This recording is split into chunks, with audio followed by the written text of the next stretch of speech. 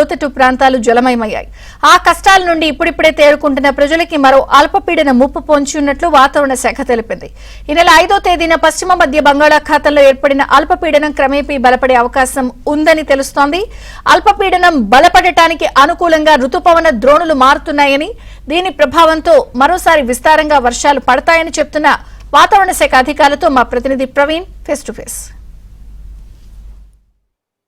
Right, Telugu రాష్ట్రాల్లో ఈరోజు కొంత వర్షాలు తగ్గినప్పటికీ కూడా 5-6 తారీఖుల్లో మరొకసారి అల్పపీడన ద్రోణి ఉందని చెప్పేసి చెప్తున్న పరిస్థితి కనిపిస్తుంది. నిజంగా తెలుగు రాష్ట్రాల మీద ఆ ద్రోణి ప్రభావం ఉంటుందా? సో ఇప్పటికే గ్రౌండ్ లెవెల్లో మొత్తం కూడా వరద ప్రభావిత ప్రాంతాల్లో మంత్రులు, ముఖ్యమంత్రులు అందరూ కూడా పరిశీలిస్తున్న పరిస్థితి కనిపిస్తుంది. అయితే కొంత వరద ముఖం తగ్గుముఖం పట్టినప్పటికీ కూడా రాబోయే 2 రోజుల్లో వర్ష ప్రభావం మళ్లీ ఉంటుందన్నటువంటి జనాలందరూ కూడా వణుకొస్తున్న పరిస్థితి కనిపిస్తుంది. నిజంగా దాని ప్రభావం ఎంత? మనతో మాట్లాడేందుకు వాతావరణ శాఖ అధికారి శ్రావణి గారు ఉన్నారు. మేము చెప్పండి, ఇప్పుడు కొంచెం తగ్గుముఖం పట్టినప్పటికీ కూడా చిరుజల్లులు అయితే కొన్ని చోట్ల పడుతూనే ఉన్నాయి. సో దాని ప్రభావం ఎలా ఉంటుంది? అలాగే రాబోయే 2-3 రోజుల్లో మరొక మారు అల్పపీడన ద్రోణి ప్రభావం ఉంటుందని చెప్తున్నారు. దాని ప్రభావం ఎలా ఉండబోతుంది? దాదాపుగా మనకి ప్రస్తుతానికి ఏర్పడిన అల్పపీడనం అయితే బలహీనపడింది. మనకి తెలుగు రాష్ట్రాల మీద అయితే ప్రభావం తక్కువగానే ఉంది.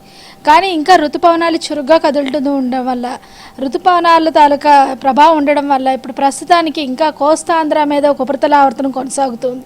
ఈ ఉపరితల ఆవర్తన ప్రభావం వల్ల కోస్తాంధ్రలోని అక్కడక్కడ వర్షాలు నమోదయ్యే అవకాశం ఉంది. అలాగే అక్కడ 1-2 చోట్ల భారీ వర్షపాతం నమోదయ్యే అవకాశం ఉంది. తెలంగాణలో కూడా ఈ ఉపరితల ఆవర్తన ప్రభావం కొద్దిగా ఈరోజు చూపించే అవకాశం కనిపిస్తుంది.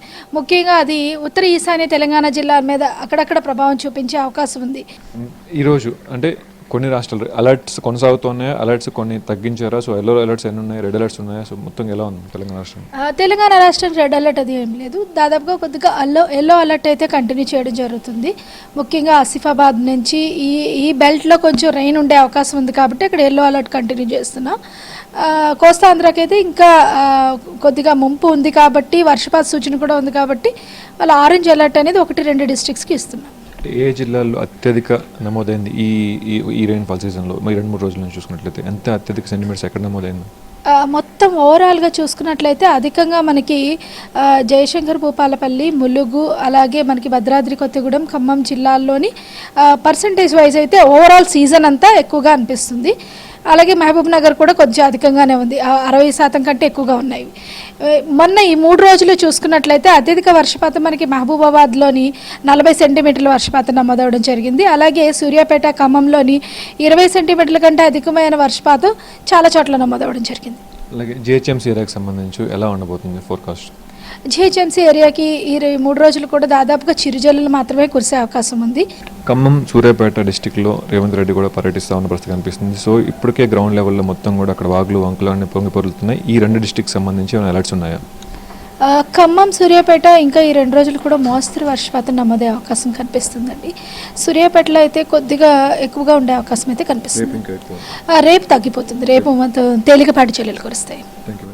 సో ఇది పరిస్థితి. రాష్ట్ర వ్యాప్తంగా కూడా ఇంకా కొద్దిపాటి మోస్తరు వర్షాలు కొన్ని జిల్లాల్లో పడే అవకాశం ఉందని చెప్పేసి వాతావరణ శాఖ అధికారులు అయితే హెచ్చరిస్తున్న పరిస్థితి కనిపిస్తుంది. సూర్యాపేట, ముఖ్యంగా ఖమ్మం జిల్లాలో చూసుకున్నట్లయితే మోస్తరు వర్షాలు ఈరోజు, రేపు కూడా కురిసే అవకాశం ఉందని చెప్పి చెప్తున్నారు. అలాగే 5-6 తారీఖుల్లో ఏర్పడే అల్పపీడన ద్రోణి ప్రభావం తెలుగు రాష్ట్రాల మీద కొంతమేర తక్కువ ప్రభావం ఉన్నప్పుడు కూడా వర్షాలు అయితే ప్రభావంతో వర్షాలు పడే అవకాశం ఉంది. సో అల్పపీడన ద్రోణి ప్రభావం కూడా కొంతమేరకు తెలుగు రాష్ట్రాల మీద ఉంది అని చెప్తున్న పరిస్థితి కనిపిస్తుంది. మొత్తంగా కూడా ఇప్పటికీ మరొక 2-3 రోజుల్లో కూడా అల్పపీడన ప్రభావం ఉంది అని చెప్పడంతో అధికార యంత్రాంగం మొత్తం కూడా గ్రౌండ్ లెవెల్లో ఉండాలని చెప్పేసి కూడా మంత్రులు ఆదేశిస్తున్న పరిస్థితి కనిపిస్తుంది. ఇప్పటికే ప్రాజెక్టులన్నీ కూడా నిండుకొండలను తలపిస్తున్నాయి, చెరువులు కూడా అలుగుబారుతున్న పరిస్థితి కనిపిస్తుంది. వరద ప్రాంతాల్లో, ఒత్తిడి ప్రాంతాల్లో కూడా అందరూ కూడా సేఫ్ ఉన్నటువంటి ప్రాంతాలన్నింటి కూడా తరలిస్తున్న పరిస్థితి కనిపిస్తుంది. సో దీనికి సంబంధించి 2-3 రోజుల ప్రాంతం మరియు వర్షాలు ఉండడంతో యంత్రాంగం మొత్తం కూడా అప్రమత్తంగా ఉండాలని చెప్పేసి